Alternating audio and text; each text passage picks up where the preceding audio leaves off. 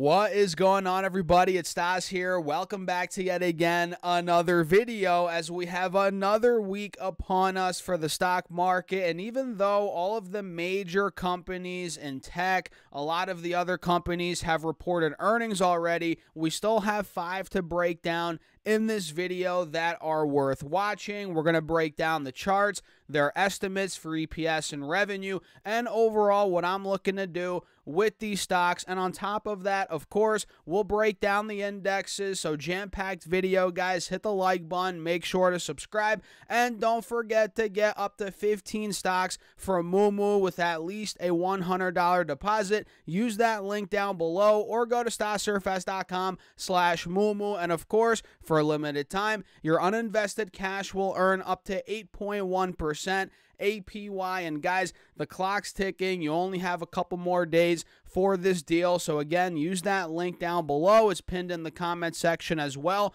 Or go to stasurfs.com/Moomoo. And with that being said, cheers. Let's dive right into the video. So we're coming off of a wild week for the stock market where we had the S&P 500 hit an all-time high. Same with the Dow Jones, as the NASDAQ and the Russell are now starting to break out to all-time highs. And this comes after we got a 50 basis point rate cut from the Federal Reserve, which we're not going to get too deep into that. We've already covered it a bunch here on the channel, on YouTube, on TikTok. By the way, make sure to go follow me on TikTok. That's linked down below. And yeah, we can see SPY is clearly breaking out of this triangle on the 4-hour chart. The Dow Jones, if I pull it up, clearly is breaking out as well. We have the Russell starting to test a big resistance at about 2250. If that breaks, that could be a huge breakout spot on the Russell. And let me see here, guys.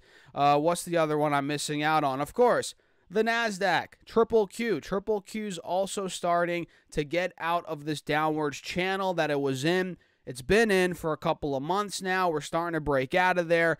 And the last point of resistance in the short term until we, in my opinion, break out to all-time highs is at $485 per share, which Triple Q hit that about a month ago in the end of August. So it's all pointing to more upside on Triple Q, especially as we're above the moving averages now on this 4-hour chart. We have a golden cross, and like I said, we're breaking out of this channel. So I'm going to set my alert at maybe 486, a little bit above that level mark is at or above. So we'll see. Maybe at some point this week, this could start breaking out, and again, we'll see more upside from there, potentially. Of course, nothing's guaranteed, guys. Do your own research, yada, yada, yada, right? I'm not a financial advisor. So 5 companies, 5 stocks are all reporting earnings. Well, there's more than 5 this week, but there's 5 that I want to cover in this video, starting off with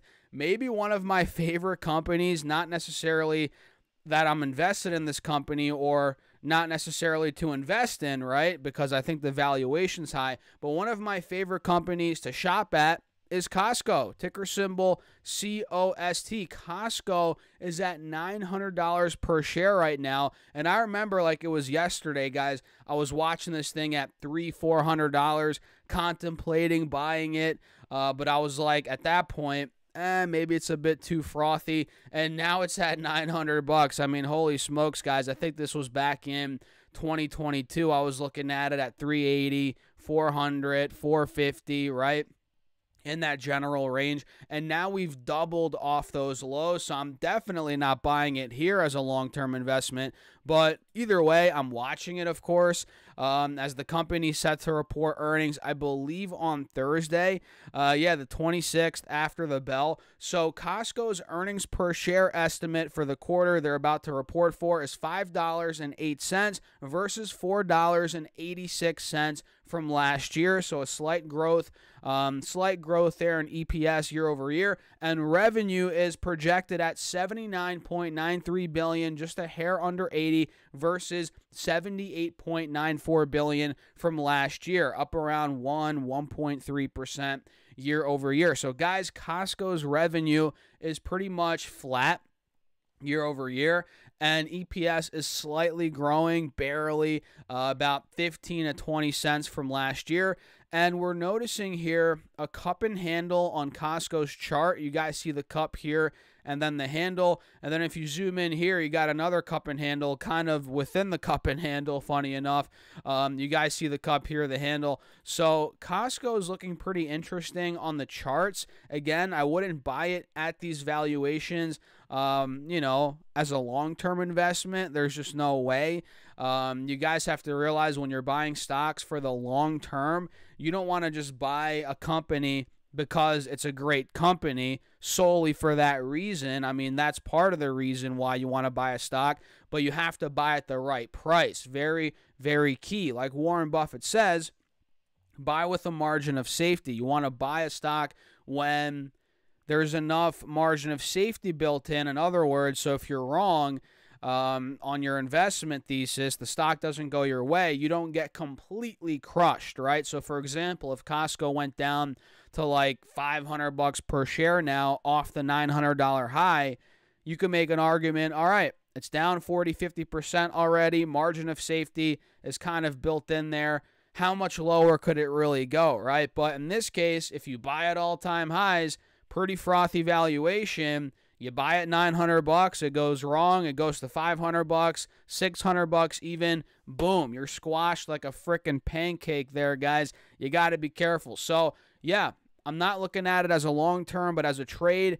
If it takes out 915 and 920, this cup and handle plays out, Costco could be very interesting over the coming weeks. So I'm watching this as the #1 stock, no doubt, for this week, solely because they're reporting earnings. And Micron has been slaughtered. The stock is down from 160 down to about 90 to $85 per share. And you guys can see this company's, I think on Wednesday, they're reporting earnings. Yeah, Wednesday the 25th after the bell. And this one is looking interesting on the charts. We're holding the lows from the middle end of February. #1, right off the bat, I'm noticing that. #2, I'm also noticing a descending triangle. Do you guys see this right here? Descending triangle. We have support at 85. We're making lower highs into that support. That could signal more downside as we're still well in a downtrend, guys. We're not breaking out or doing anything like this, right? So keep that in mind. So at this point, it could really go either way. Maybe the descending triangle plays out, more downside could come, or maybe the company, it's already down percentage-wise, 40, 45%. Maybe we could get a breakout if they surprise on earnings, and if earnings are better than expected, considering we're already beaten down so much. So this one really could go either way, like all stocks, right? And I'm not a big fan of trading around earnings because anything could happen. You guys know that. I've mentioned this before many times throughout the history of my channel here. By the way, make sure to subscribe. I think 50% of you guys are not subscribed. I don't know why, but I think 50, 60% of you guys watch. You're not subscribed. So if that's you, hit that subscribe button. But Micron, man, it's gotta pick direction, right? Whether the descending triangle plays out or we break out fully from the moving averages, we'll see. And their revenue, guys, is projected to grow 90% year over year. They're projected at $7.63 billion versus $4 billion from last year, again up 90%. And EPS $1.13 is what is projected versus the loss of $1.07 from last year. So guys, they're improving on those metrics drastically, unlike Costco. Very different businesses, obviously, but Micron's crushing it. They're projected to do very well, and we'll see how the stock reacts. I have a feeling, depending on guidance, of course, anything could happen, but I have a feeling we might break out on this thing. It's already so beaten down. Looks like the stock's waiting for earnings, so let's see how that goes. Then at stock #3, ladies and gentlemen, we have AutoZone, ticker symbol AZO, which talk about a stock that's gone everywhere, right? We were at $3,200 back in March, dumped to about $2,700. ran all the way back to 32. Now we're at 3,000 bucks. So this one's all over the place, but it's still holding an uptrend. You guys can see we're holding a higher low as of right now above the 180 SMA on the 4-hour chart here. Pretty oversold heading into earnings, which they're on, I believe, Wednesday as well. Actually, no, they're on Tuesday. Tuesday, it looks like. In the morning, we have AZO AutoZone, so they're looking to do EPS of $53.53 versus $46.46. Funny how that worked from last year, right? On revenue of $6.22 billion versus $5.69 billion from last year, up around 9%. So not bad. AZO AutoZone's revenues projected to grow about 9% year over year. That's pretty acceptable, pretty decent. And again, we're already decently oversold, down about 7-8% off the highs, holding an uptrend.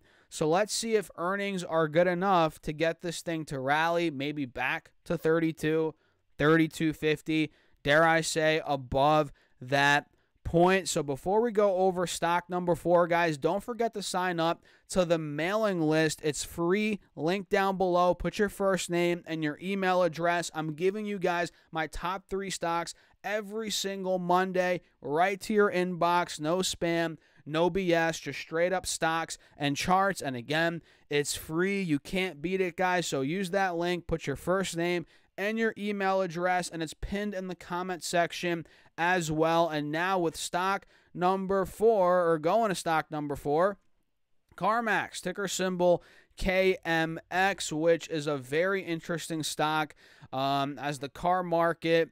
I don't know. What do you guys think about the car market? We have noticed prices have come down a lot. If you guys have been paying attention to the CPI reports over the last couple of months, used cars and trucks, right? Vehicles in general have come down, but obviously CarMax is for used cars. That's come down a lot.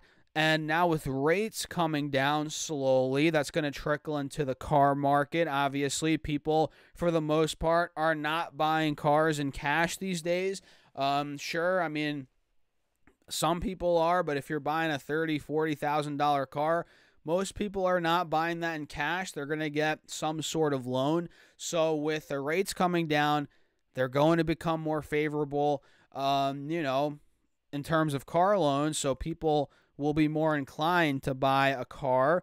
And rates only have come down 50 basis points. We're not going to get too much of an impact yet, but as the quarters go on, as rates come down even more, this is going to affect the business for sure. So I'm interested to see how that plays out over time. Even my wife and I, we've gone to a couple CarMaxes. We've looked at a couple cars. We're actually in the car market, and I'm not a big fan personally, neither is my wife, of buying brand spanking new cars. Not a big fan because once you drive off the lot, guys, you know what happens. They drop 20-30% like that. So for me, I'd much rather buy a 2-3-year-old car than buy something brand new. So we've been looking at CarMax. We actually really like the Audi Q5. Another one we really like is the Volvo XC60. Let me know in the comments, guys, any comments on those cars. We don't have any kids yet, so we were looking at the Q7 and the XC90. They might be a little too big. I don't know. We don't need 7 seats right now. But either way, whole nother topic for a whole nother video. CarMax is very interesting. And this company, they're looking to do 84 cents EPS versus 75 cents from last year on revenue of $6.77 billion. And this chart is not looking the best. I mean, we double topped at 85.86. Now we're at 76 bucks, holding on by a thread above the mid 70s. So let's see how it plays out. And by the way, let me know your thoughts on those cars, guys. I'm actually curious. I'm not the biggest car guy, but I've been doing some research. I've liked Audi for a while. I actually had my first car was a 98 Audi A4, something like that. I forget. It was a while ago. But either way, guys, let me know in the comments what your thoughts are on that. And last but not least, BlackBerry, yeah, you heard that right. BlackBerry, they're reporting earnings this week. They're looking to do -4 cents EPS versus -5 cents from last year on revenue of $192 million versus $179 million from last year, up around 7% year over year. And this dinosaur of a company, at least I think it is, I don't know, they've been downtrending, not the most attractive chart or company for that matter, but with earnings week being kind of slim this week, not many companies, I figure let me throw this one on the list. Who knows? Maybe they do well, maybe guidance is strong, and the stock ends up ripping. I'm not too hopeful for that, I'm not going to lie, but, you know, we've seen big pops in the past. Looks like back in May, we went from $2.80 to $4. Mind you, after that, we dumped aggressively. But it's prone to seeing short squeezes, if you will. So I figured, let me add it to the list. So that's BlackBerry, ticker symbol BB. And with that being said, guys, yeah, that's pretty much it. We broke down the indexes, 5 stocks that I'm looking at. So hit the like button. Make sure to subscribe for more content. And if you guys want some free stocks and you stuck till the end, you might as well. The deal is running out pretty soon here. Use that link down below or go to stocksurfs.com/Moomoo. Open up your account with them and fund it with at least $100. You get up to 15 stocks, and your uninvested cash for now, for a limited time, the clock's ticking, will earn up to 8.1% APY. So guys, I appreciate you all for tuning in, for using all those links. It helps out the channel. And with that being said, cheers. I'll see you guys in the next video.